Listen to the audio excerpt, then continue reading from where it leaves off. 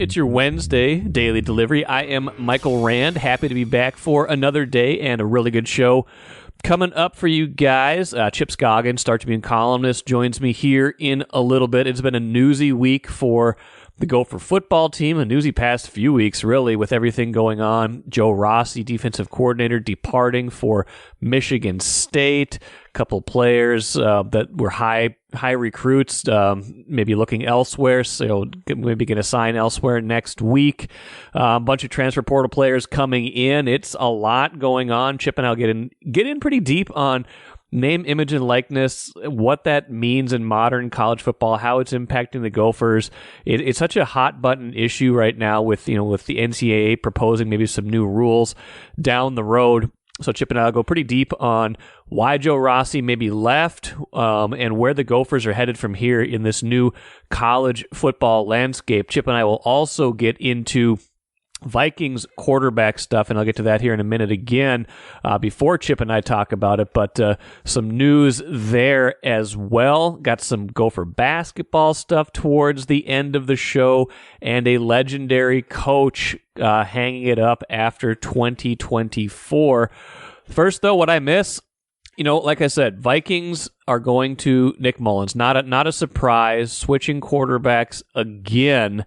Nick Mullens is going to start Saturday's game against the Bengals. That was announced Tuesday by head coach Kevin O'Connell. He will become the fourth quarterback this season, the fourth in the last 7 games to start for the Vikings. You'll recall, of course, everything was going great. Kirk Cousins was having a really nice year. He had been the starting quarterback, aside from one game he missed from COVID, one game he missed because the Vikings were locked into a playoff spot for the last 5.5 seasons. Then he hurts his Achilles against the Packers, out for the season. Jaron Hall starts the next game. He gets hurt right away. Josh Dobbs comes in relief, plays really well. Wins that game, wins the next game against the Saints, loses a couple, starts to lose his magic touch, gets relieved by Nick Mullens in that 3-0 win over the Raiders this past week, and now here they are turning to Mullens. 7-6 on the season for the Vikings, still in good playoff shape. Like I said yesterday on the Yesterday Show, things could not have gone better aside from the terrible kind of aesthetic nature of that game this past weekend. They got pretty much everything they could have hoped for out of opponents losing, Packers losing, Lions losing, leaving a crack open for them to even win the division. If they win out, they win the division because they've got 2 left with the Lions, and they're only 2 games behind in the division race. The Rams lost, the Seahawks lost. Like, everybody lost this week. The Vikings won, so they've got plenty to play for. If they just win 2 more games this season, there's a very good chance they'll make the playoffs. If they win 2 of those 3 against those division opponents down the stretch, including one of those being a win over the Packers, if they split against the Lions and beat the Packers, they are almost a cinch to make the playoffs, even if they lose this week to the Bengals. So they've got a lot to play for, a lot going on down the stretch. So they turn to Nick Mullens. I want to take you on a little history tour before Chip and I talk a little bit more about that decision later on in the show. This, according to Pro Football Reference, just looking it up, this will be the 42nd different starting quarterback. They have 41 quarterbacks of record listed in the Pro Football Reference database right now. A lot of quarterbacks have only started 1 game for the Vikings, including Jaron Hall, Josh Freeman, Sean Hill, Brooks Bollinger. Some of these guys only 1 start, 2 starts for a few of them, things like that. But 42 different, he'll be the 42nd different quarterback to start a game for the Vikings. And of course, Fran Tarkenton way up on that list with the most games, most starts. Kirk Cousins number 3 on that list, by the way, in terms of numbers of games he's been in his career, and quarterback record, quarterback wins, things like that. 50, 37, and 1 as a starter for the Vikings. He's thrown for the 3rd most yards, things like that. He is way up there on all-time leader lists, but they have never had a season where they started 4 different quarterbacks. They've had a few where they started 3, including, I think the most recent one was probably the infamous 2013 season when Christian Ponder, Matt Castle, and yes, Josh Freeman got starts in that season. But this will be history. This will be the 4th quarterback to start for the Vikings in a season. They've never done that in their 60-plus years of history. Nick Mullens will be that guy. And I don't know what to expect from Mullens. Like I said, Chip and I will talk about that a little bit more, but it's just kind of startling that the Vikings are even in playoff position considering all this.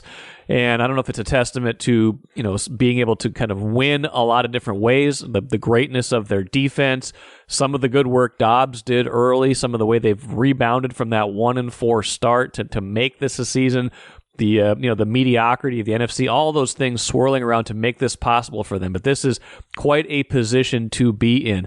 One more historical note that I came up with on this to kind of get us into the other story I wanted to get into in this opening segment. John Anderson, Gopher baseball coach, retiring at the end of the 2024 season. So that's this upcoming season. They announced that on Tuesday. Anderson will have been the head coach for 43 years by the time he hangs that up. And I did a little bit of the math. Mullens will be the 34th different starting quarterback for the Vikings since John Anderson took over as head coach of the Vikings in 1981. 34 different starting quarterbacks, one head coach for the Gophers. Amazing run for John Anderson. Tons of success in the Big Ten. He had some major success in the NCAAs. This, one of their best years wasn't that long ago, 2018. Went deep in the playoffs, went to the Super Regionals before losing to the eventual College World Series champs. I think it was Oregon State that year. Quite a career for John Anderson. Always been a great guy to deal with. Always generous with his time. Just a legend over at the U, someone that is synonymous not just with Gopher baseball, but with Gophers athletics. So tip of the cap to 14, as they call him over there. Tip of the cap to him on a great career. And, one more to go. I'm sure he hopes that this season will go out with a bang. They've had some down years lately, some seasons that don't live up to their standards of success. So I'm sure he is hoping to go out with a little bit more success in that final season. They'll be on the road a lot because they won't be able to play in U.S. Bank Stadium while new turf is being put in there, but they will have opportunities and they'll get to play in play some outdoor games towards the end of the season at the new Siebert Field over at the U. So again, congrats to John Anderson and congrats to all 34 quarterbacks for the Vikings who have played during the John Anderson coaching era with the Gophers. Grand Casino would like to take a moment and salute the true football fan. The passion, the hope, the anticipation, that incomparable feeling of winning. Grand Casino would also like to take a moment to remind you that you can find all that anticipation, thrill, and winning at Grand Casino. Grand Casino, let your story begin. Happy to be joined today by Star Tribune columnist Chip Scoggins. A lot going on, Chip. Whenever there's Gophers news, I tend to hit up you and Randy Johnson really quick. I thought I'd give Randy a break this week. I mean, poor guy, the beat writer for the Gophers, is like he's gone through an up and down season, then all of a sudden the off season there's quarterback transfers, incoming, outgoing, things like that. It's just lots going on with this program. And you've got defensive coordinator leaving to go to Michigan State, players decommitting, transfer portal in and out. It's been newsy, Chip, has it not? Yeah, it has been very newsy, and I think, I don't know that you're going to lose a coordinator every year, but with the portal being what it is and how prevalent it's become, this is going to be standard operating procedure every year. Guys are going to just come and go, and I guess old people like us have to get used to it. As much as it sort of drives us crazy, the fluidity of the sport right now, and just college sports in general, the fluid nature of athletes coming and going, whatever the sport is, it's just how it is now with the portal. Joe Rossi was one that caught my eye, the Gophers defensive coordinator. I mean, a lot of the success with PJ Fleck has to do certainly with Fleck's program building and some of what they did on offense, especially in 2019. But, that thing really turned when Rossi took over the defense in 2018. And if you're looking for a side of the ball that's been the most effective during Fleck's tenure, and, I guess some of that has to do with his philosophy and, ball control and making it easier for a defense to be good. But man, Joe Rossi's been a lot of the success here. Him going to Michigan State for a similar role. I'm wondering what you make of that, and if there's insights into that you think factor into that decision. Yeah, I wrote before the beginning of the 2023 season that the most important and the most impactful decision that PJ Fleck has made in his 7 years as the Gophers coach was to give Joe Rossi the full-time defense coordinator job, because his impact on that defense after he replaced Rob Smith towards the end of that season, you can just look at the stats and where they ranked. They had a bad 2023 year. The entire program did. The entire team did. The defense took a major step back, but he's not a bad coach. He's a really good coach, and this is a tough loss for him. All that said, I'm not surprised that he left, and there's a number of factors. People are going to say, the money. I think that had something to do with it, but you're narrowing the view and you're not looking at the whole picture if you think that is. I don't think there's any friction whatsoever with PJ. Okay. I know they have a relationship. PJ entrusted Joe to run his defense. PJ meddles with the offense. He doesn't meddle with the defense. He's an offensive guy. He's a former wide receiver. He left that defense up to Joe Rossi. They paid Joe Rossi. He was made $1.15 million, the highest paid coordinator that program's ever had. But here are the factors that are undeniable. Like, I'd be shocked if it's not a couple $100,000 raise. Yeah, you would think so, because the coordinator for Michigan State made like 1.2 almost last year. You think a new staff coming in, they might have a little bit more flexibility to go up from there. Yeah, and a new coach coming in from Oregon State who's highly respected. I saw this morning that with his supplemental income, his salary is going to be $7.25 million. The head coach, that's a lot. Yeah, so you're going to get a pay raise. Michigan State's NIL is far superior to the Gophers, far superior. So that helps you in that regard, which has become a big deal now. Recruiting base is better. You're starting over with a coach who's highly respected. So I called it this morning, it's a fresh set of downs. Yeah. You're coming in, there's some security with building something. So you're going to have some time to do that. And it's a unique time for PJ because this is, he's going to be going into year 8. It went backwards this year. They took a step back, and there's going to be a lot of eyes on this program to see what they do coming off this season. And if it doesn't get better and it's another rough season for them, what do you think the temperature in town is going to be around that program? And hot, so, like the chili, like Brewster's chili, it's going to be hot. Exactly. And so I would be stunned if that's not part of the equation too for Joe Rossi. So I think it's a number of factors, and he probably just wants another challenge. I mean, he was a finalist for Notre Dame, right? The Notre Dame defense coordinator 2 seasons ago. Right. Other programs have come in and tried to hire him away. I thought his next step might be to be a head coach at a smaller school, but this doesn't surprise me. People look at this and say it's a lateral move. It's a lateral move in job title only, and that's it. But when you look at all the things, the factors that go into salary, NIL, recruiting, starting over with the new coach, I mean, those things check a lot of boxes for him. So I think you have to look at it. It's not just one thing why he's leaving. I think you probably, if you talked to him and he shared with you, I bet it was 5 or 6 things that factor into it. How does a school like Michigan State get so much better NIL? I get that they've had, they've certainly in some of their last 10, 15 years, their highs have been higher than the Gophers' highs most of those years. But why? I'm just still trying to wrap my head around why the Gophers are so far behind and trying to catch up in this what's becoming such an important thing to college football and to college athletics, big time college athletics. It's all about boosters.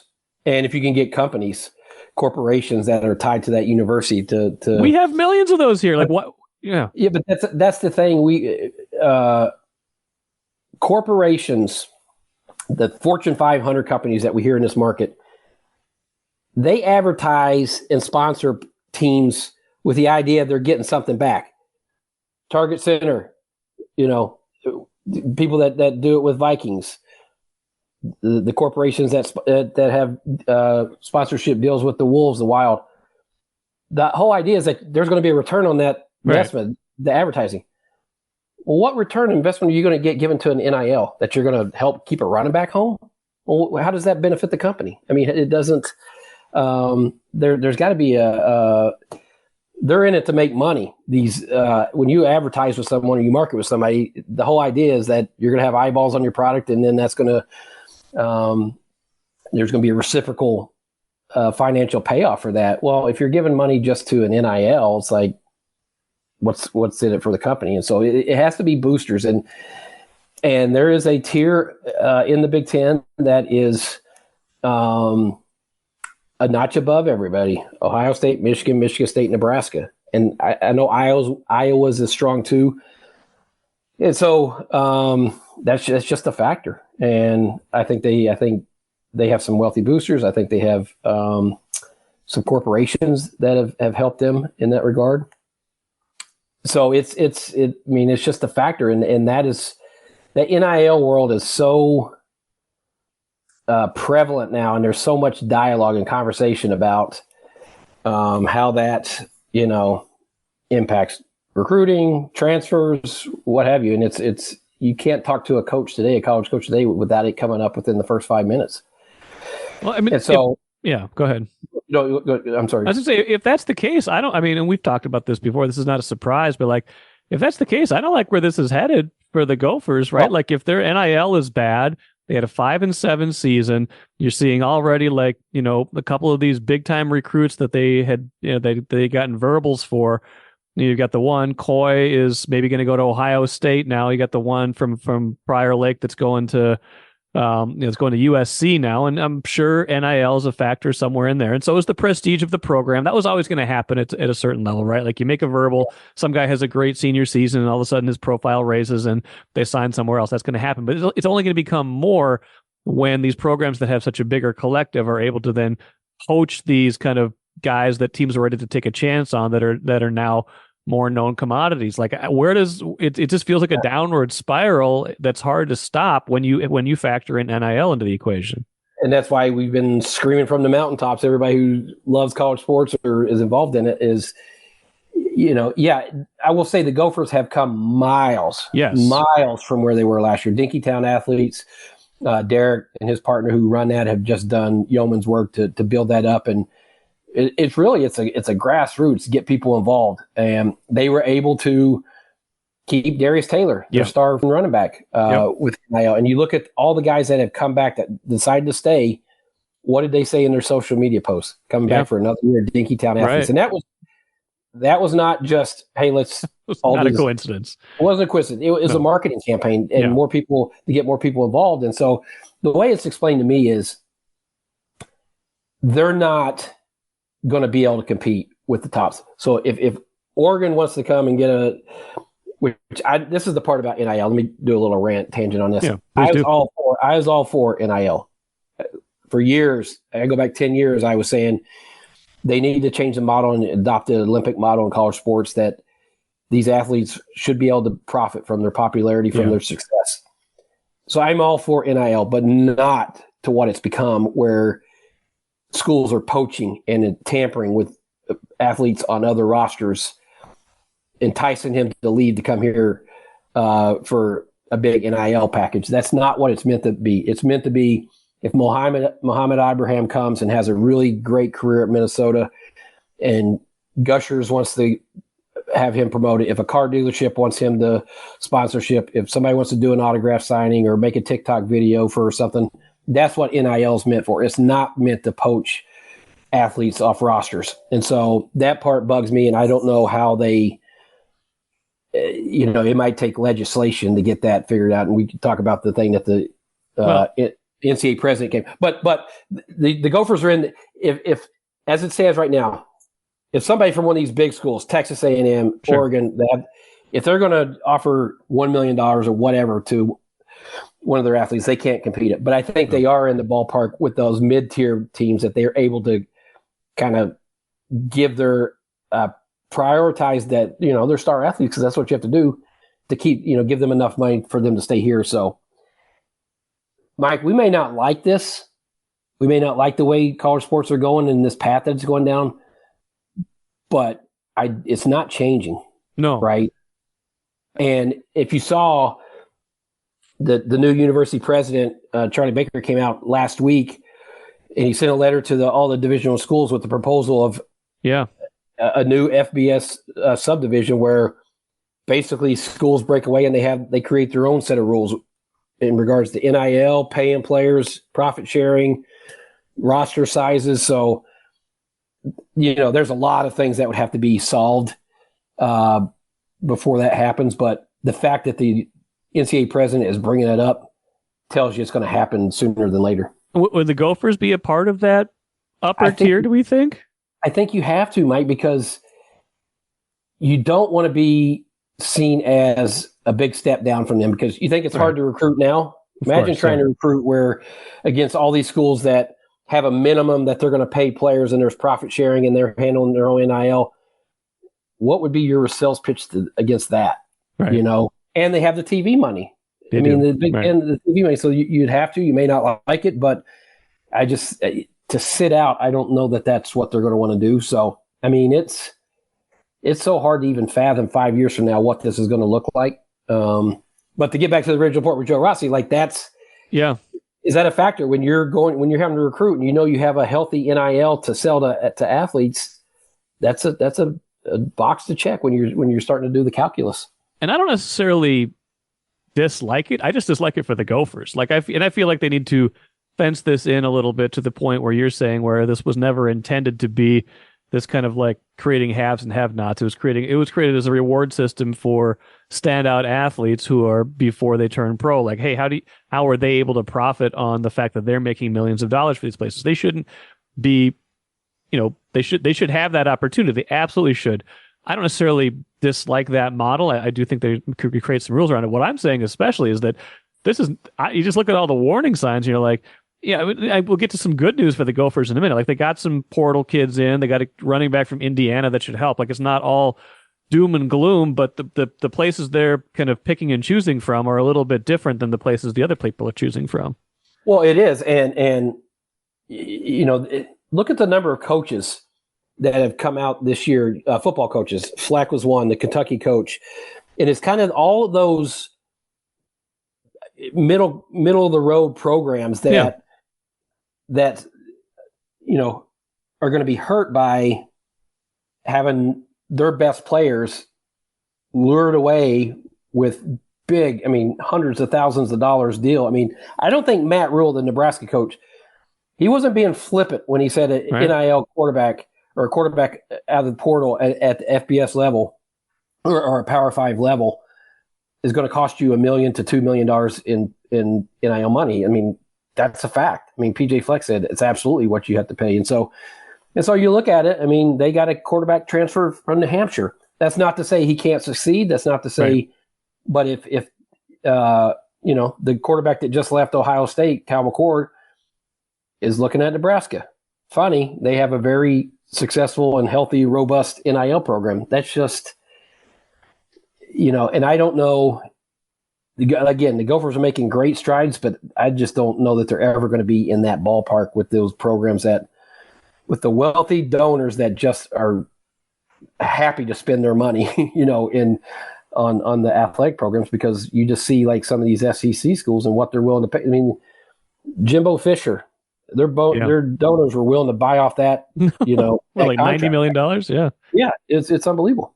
Would they, the final point on this, then I want to move to a Vikings thing quick. Would they benefit then, do you think, from new NCAA rules that made this less dependent on boosters and donors and more kind of like, hey, this is, if you can fund it, if you can like pull this out of your own budget with TV money, whatever it is, if you can fund it through that, then do it that way? Yeah, and that was one of the proposals that the new president, Charlie Baker, admitted that the NIL would shift from the collective, the independent collective, onto the school. So now the schools would, but it would be there would be a floor. He talked about a minimum that you'd have to pay, and so, okay, what's your minimum compared to Texas A&M's or Oregon's or Alabama's? Yeah. That's the thing you have to be, I don't know if worried or whatever, because this TV deal that all the Big Ten schools are getting is going to supply them with a lot of cash. But could they put a maximum on it if they're going to put a minimum on it? I don't know. Well, that's the thing. They basically said you make up the rules, even to roster sizes, and basically you guys go figure out what your rules are and have at it. And so they could say there's a floor, they could say there's a ceiling, and you'd have to come to agreement on that, obviously. But it would be interesting to see those discussions on, because at least then, I'm not saying you'd do away with all the kind of shenanigans that we see. But at least you would have ground rules that you're all operating under now. And because right now it's, you hear about tampering and schools calling these players and saying, name the price or what would it take to get you to come here. That's not what NIL is supposed to be about. No. Well, there's more to come. Sorry to rant. This is what I wanted to get into with you because I know you have strong feelings about it, and this has been such an interesting offseason for the Gophers so far. I mean, we're still right in the middle of portal season. I mean, it almost feels like signing day is it's not an afterthought still, but signing day is next week. Like, NIL means more than NLI at this point. Well, and I will say the thing I do like about the portal is you can plug holes right away. You have to get the right guys. You're not saying you're going to bat 1,000 on those, and there were some this year that the Gophers quite honestly just missed on. But then you look at, hey, they needed a linebacker a couple years ago. Jack Gibbons came in here from Abilene Christian and played just fabulous, and he's starter in the NFL now. So you can plug holes, and that's what his staff is doing right now. They got a running back from Indiana. I think they're bringing in some quarterback, obviously. I think a defensive lineman. I think some wide receivers. And I got to be honest, when I looked at their roster this year, I'm not being facetious when I say I'd almost bring in a portal transfer at every position because you just don't know who's going to be coming and going. Did we, a year ago this time, would we ever guess that Ethan Kaliakmanis would be gone? No. So you just don't know. You don't know. Let's move on for a moment. Vikings are going to have their fourth starting quarterback in 14 games this season when they turn it over to Nick Mullens on Saturday. We found that out from Kevin O'Connell on Tuesday. Not a surprise, I think, based on the 3-0 win over the Raiders on Sunday. But what's your aside from this being the logical move at this point? What do you make of going to Mullens now? Yeah, I know he didn't want to name Mullens right after because of the timing and everything on Monday. There was no way he was going to go back to Dobbs. No, I didn't think so. You just couldn't after you replace the quarterback that was ineffective, and Mullens, comes in and gives them a spark, and he gets the drive, he gets the field goal. I just think they spent so much time really just trying to play catch up with Dobbs, and they used the bye week, to try to script the offense around and do different things that might maximize his skill set. It still wasn't as much as I thought it might be. Yeah, we'll get to that in a minute. It was, we saw some read option, not a lot. I think I just remember like one bootleg to Hawkinson.